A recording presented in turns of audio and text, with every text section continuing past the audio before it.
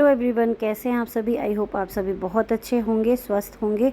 आज की जो वीडियो होने वाली है वो होने वाली है जितिया व्रत में डाला भरने टाइम की वीडियो। डाला भरा है हमने और इस टाइम पे हम लोग कथा सुनते हैं, तो कथा की भी वीडियो है, आप लोग बने रहिए। कई लोगों को जितिया के बारे में नहीं पता होगा। जितिया बिहार में ना एक फेमस और महत्वपूर्ण व्रत होता है। फास्ट रखती हैं लेडीज़ जो बच्चों के लिए रखा जाता है। तो यहाँ पर देखिए, पापा कह रहे थे कि मैं सुनाऊंगा संस्कृत में, हम लोग कह रहे थे कि नहीं, आप संस्कृत में तो समझ में नहीं आएगा, तो ऐसा करते हैं मैथिली में भी नहीं तो मम्मी सुना देती। हम लोग बुक से ही पढ़ लेते हैं, बुक से नहीं सॉरी, मोबाइल से ही हम लोग पढ़ लेते हैं, तो सबको समझ में भी आएगा। तो यहाँ पर मोबाइल से हम लोगों ने स्टार्ट कर दिया अपना जितिया व्रत का कथा पढ़ना। आप लोग भी इंजॉय करिए और लाइक ज़रूर कर लीजिए और वीडियो के एंड तक बने रहिए। टीवी दिखी। पूछने पर वृद्धा ने रोते हुए बताया, मैं नाग वंश की स्त्री हूँ, मुझे एक ही पुत्र है। पक्षीराज गरुड़ के कोप से मुक्ति दिलाने के लिए नागों ने यह व्यवस्था की है कि वे गरुड़ को प्रतिदिन भक्षण हेतु एक युवा नाग सौंपते हैं। आज मेरे पुत्र शंखचूर्ण की बलि का दिन है। आज मेरे पुत्र का जीवन पर संकट है और थोड़ी देर बाद ही मैं पुत्र विहीन हो जाऊंगी।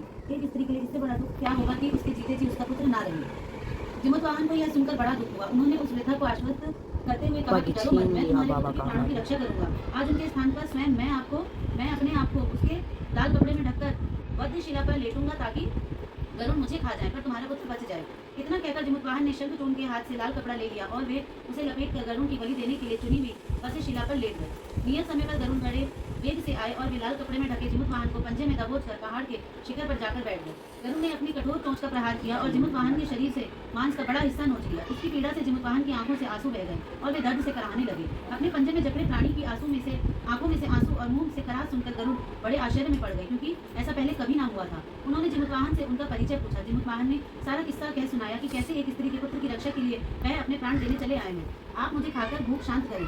गरुड़ उनकी बहादुरी और दूसरे की प्राण रक्षा के लिए स्वयं का बलिदान देने की हिम्मत से बहुत प्रभावित हुए। उन्हें स्वयं पर पछतावा होने लगा। वे सोचने लगे कि एक मनुष्य है जो दूसरों के पुत्र की रक्षा के लिए स्वयं की बलि दे रहा है और एक मैं हूँ जो देवों के संरक्षण में हूँ किंतु दूसरों की संतान की बलि ले रहा हूँ। उन्होंने जिमोत्वाहन को मुक्त कर दिया। गरुड़ ने कहा कि हे उत्तम मनुष्य, मैं तुम्हारी भावना और त्याग से बहुत प्रसन्न हूँ। मैंने तुम्हारे शरीर पर जो घाव किए हैं उन्हें मैं ठीक कर देता हूँ। तुम अपनी प्रसन्नता के लिए मुझसे कोई भी वरदान मांग लो। राजा जिमोत्वाहन ने कहा कि हे पक्षीराज, आप तो सर्वसमर्थ हैं। यदि आप प्रसन्न हैं और वरदान देना चाहते हैं तो आप सर्पों को अपना आहार बनाना छोड़ दें। आपने अब तक जितने भी प्राण लिए हैं उन्हें जीवन प्रदान करें। गरुड़ ने सबको जीवन दान दे दिया और गंधर्व राजकुमार छठी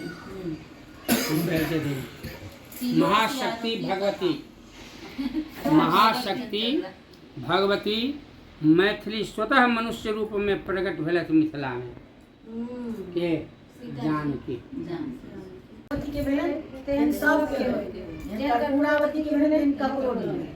जैसे शीलावती को हुआ सबको हो, जैसे कर्पूरावती की किस्मत थी किसी की ना हो, जैसे शीलावती का हुआ किस्मत सबका किस्मत वैसा ही हो। सबकी किस्मत कर्पूरावती के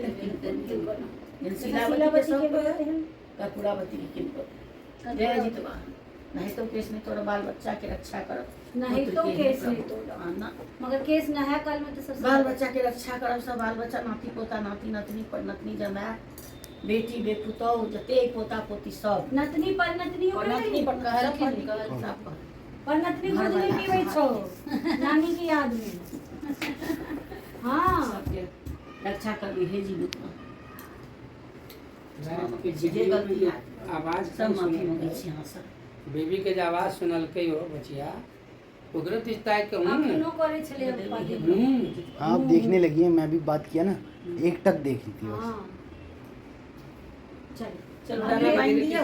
आओ दोनों डाला बांध पहले जितिया बांध देती ना। और अब हम बांधेंगे, ये जितिया होता है ना, ये बांधेंगी मम्मी एक, कन्या एक, और छुटकी लगेगी नहीं पढ़ सकते ये तो और अभी बड़की मामी और नानी का बन जाएगा जितिया। छोटी मामी के रिलेशन पहले ककरा बन तोड़े कन्या के बाद ना जेठ से शुरू करूँ ना। हाँ वो जेठ से दिन ना भगवान के कया नहीं लोग इसका शॉर्ट्स बना देंगे बेटा के लाखे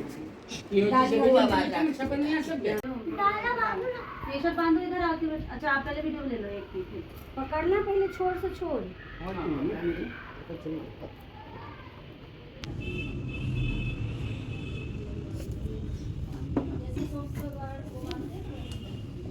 जैसे अंदर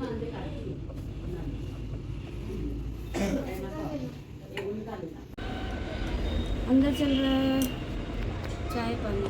मैं आ गई हूँ बाहर थोड़ी सी हवा खाने, मगर आज हवा भी नहीं चल रही है, पता नहीं क्यों नहीं चल रही है। हिलाओ मत ज़्यादा, बहुत हिलाते हैं आप, कंटिन्यू रखोगे ना तो भी आएगा। तो हवा पानी खाने के लिए बाहर आ रही, मगर हवा नहीं है, मच्छर बहुत है ना। मैंने सोचा थोड़ा सा अच्छा लगेगा, इसके बाद सो जाऊँगी मैं, है ना, सो ही जाऊँगी। क्या करूँगी, चेंज करती हूँ पहले। अंकल जी भी आए हैं तो अंकल जी चाय पानी पी लेते हैं ना, उसके बाद जाती हूँ अंदर, क्योंकि उनको पता नहीं चलना चाहिए मैंने फास्ट रखा है, हंगामा कर देंगे। ये उन्होंने कहा था बिल्कुल फास्ट नहीं रखना है, जो मतलब हो गया सो हो गया। दवाइयाँ तो मैंने खा ली है, सुबह ही खा ली थी, जब अनठन करते हैं ना तभी खा ली थी सारी, मिस नहीं किया है कोई भी रोज़। मगर ये है कि टाइम जो मैं जैसे 12 बजे दिन में खाती हूँ, वो मैंने सुबह 4 बजे ही खाना है, कोई बात नहीं, हो जाता है कभी कभी, कुछ तो ऐसा करना पड़ेगा ना। और तो यहाँ बैठती हूँ फिर चलती हूँ।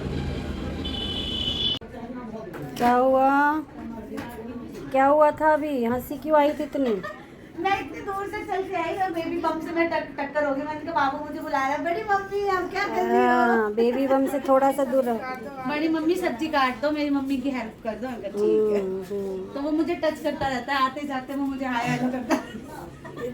हाय हेलो कहीं वो ना हो जाए, इसीलिए बाद में करना हाय हेलो। हाँ बाद में ही करेंगे, ये तो बाई मिस्टेक हो जाता है। सच में वो बचती रहती है, मैं देखती हूँ। हाँ मैं जाऊंगी ऐसे ही एकदम से साइड हो जाएगी, नहीं भी होगी तो कभी इधर हाँ कभी इधर, टक्कर हो जाती है हमारी। करो, रीटेक होना चाहिए। हेलो गाइस, कहाँ थे? हेलो गाइस, कहाँ थे आप सारे दिन? आज कहीं चले गए थे? ऑफिस गया था। अच्छा, ऑफिस से भी आ गए हैं? हाँ आज भीड़ बहुत थी, अच्छा फिर वहाँ पे बाइक वाले के पास चला गया। अच्छा, बैठिए, इधर आ जाइए, यहाँ पे बैठिए, यहाँ आ जाओ। ये सब हटा दो, डाला वाला भरा है ना अभी, ये सब एक्स्ट्रा वाले हैं। एक तकिया देती।